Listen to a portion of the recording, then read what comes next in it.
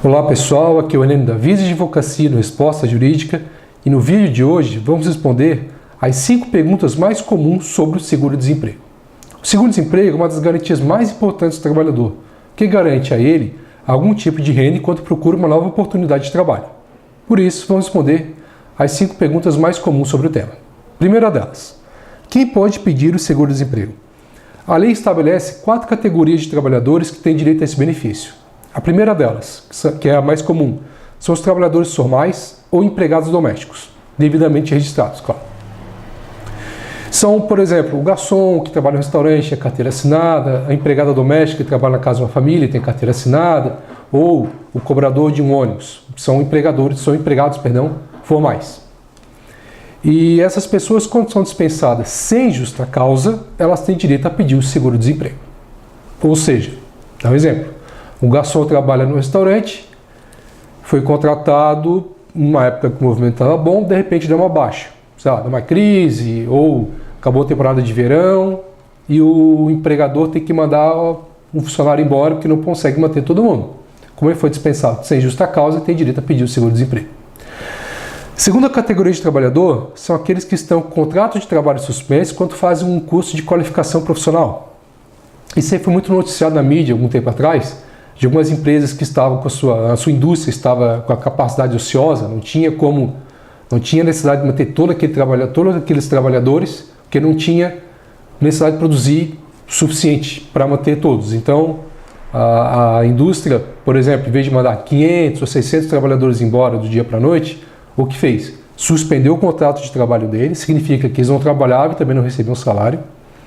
Eles foram inscritos em um curso profissionalizante para trabalhar em outra empresa, outra indústria, outro comércio, enfim.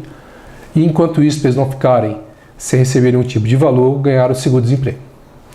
A terceira categoria é aquele pescador artesanal registrado durante o que a gente chama de período de defeso da pesca. Algumas espécies de peixe, a maioria dos pescados, eles têm uma época de reprodução, não pode pescar, sei lá, de janeiro a março porque estão se reproduzindo. Então, o órgão ambiental proíbe a pesca dessas espécies durante esse tempo e o pescador artesanal, para ele não ficar sem nenhuma renda naquele período, que durante o resto do ano ele pode pescar e vender e viver daquilo, ele ganha seguro-desemprego. A quarta situação é do trabalhador resgatado de uma situação análoga à escravidão. A gente não pode falar que a pessoa era escrava, porque no Brasil a escravidão foi abolida com a Lei Áurea ainda na época do Império. Mas isso não quer dizer que não tenha pessoas que sejam submetidas a um regime que dá para dizer que é escravidão popular.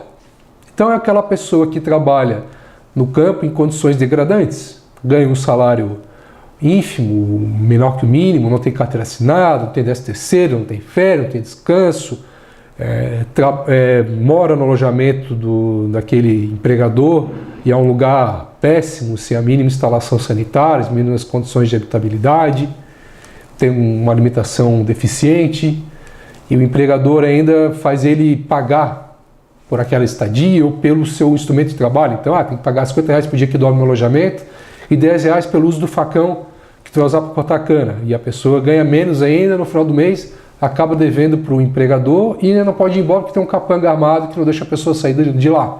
E isso aí é uma pessoa que está numa situação análoga à escravidão. Então, quando ela é resgatada pelos fiscais do Ministério Público do Trabalho, por exemplo, enquanto ela procura uma nova oportunidade de trabalho, um trabalho real, decente, carteira registrada, tudo certinho, ela vai ter o seguro-desemprego para poder se manter e não morrer de fome. Bom, essas são as situações que a lei permite pedir o seguro-desemprego. A mais comum é a primeira, que são os trabalhadores formais, ou empregados domésticos. Então, vamos falar sobre essa daqui em diante. Segunda pergunta, quanto tempo de trabalho precisa? Não é qualquer pessoa que trabalhou qualquer período de tempo que pode pedir o seguro-desemprego. Tem que ter um tempo mínimo de trabalho formal. Então, na primeira solicitação, o trabalhador tem que ter trabalhado, desculpa a redundância, mas esse é o termo, no mínimo 12 meses dos últimos 18. E não precisa ser contínuo. Então, vou dar um exemplo. Um garçom trabalhou 6 meses no restaurante, foi dispensado sem justa causa, ficou 3 meses procurando emprego, arranjou outro emprego em outro restaurante, ficou mais 6 meses, quando também foi dispensado sem justa causa. Se você somar os períodos, ele trabalhou por 12 meses, os últimos 15. que é menos que 18. Então ele tem direito a pedir o seguro-desemprego. Segundo a solicitação, a pessoa tem que ter trabalhado pelo menos 9 meses dos últimos 12. E da terceira solicitação em diante, tem que ter trabalhado os últimos 6 meses inteiros. Então esse tempo vai variar. Terceira pergunta, por quanto tempo vai receber? Quantas parcelas esse trabalhador vai ter direito? As parcelas, elas variam de 3, que é o mínimo, a 5, que é o máximo. Vale a regra, quanto menos tempo trabalhou, menos parcelas recebe, quanto mais tempo trabalhou, mais parcelas recebe. O número de parcelas também vai variar de solicitação para solicitação. Para facilitar, o que eu fiz uma tabela que está no artigo, que está no meu blog. O link desse artigo vai estar na descrição desse vídeo lá embaixo. Você pode conferir lá para facilitar o seu caso, para visualizar qual caso encaixa na sua situação. Mas, via de regra, quem trabalhou 24 meses ou mais vai ter direito a 5 parcelas. Quem trabalhou de 12 a 23 meses, ou seja, de 1 ano até menos de 2 anos, tem direito a 4 parcelas. Quem trabalhou 11 meses ou menos, que é 6 meses o mínimo, vai ter direito a 3 parcelas.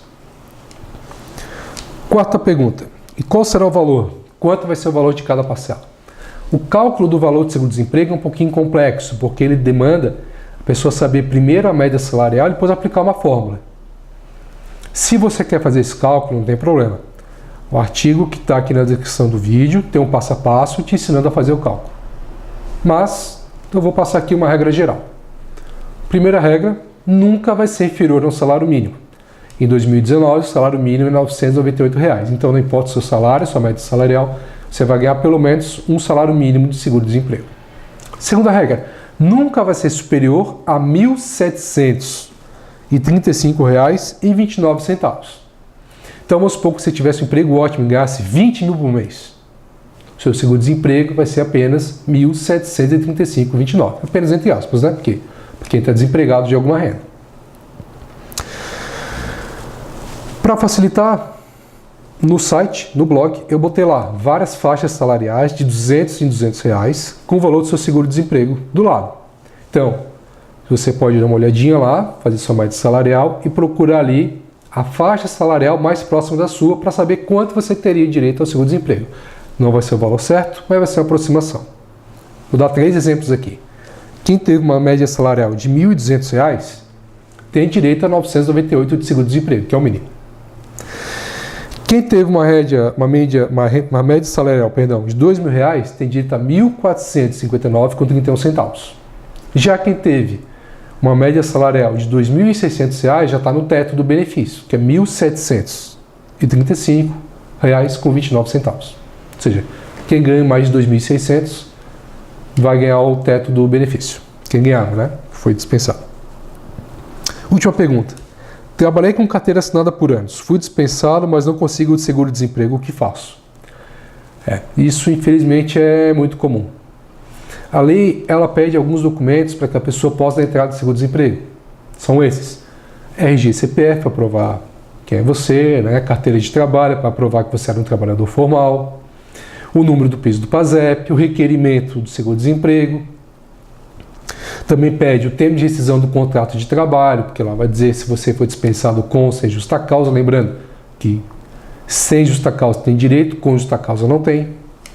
E também pede, por fim, que é o que dá problema geralmente, que é o comprovante de depósito do FGTS ou do saque do FGTS.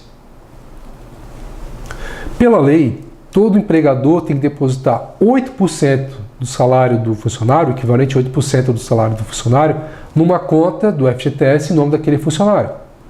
Então, se a pessoa ganha R$ 1.000, deposita R$ 80 de FGTS por mês. Exemplo. Mas alguns empregadores não fazem isso, por diversos motivos.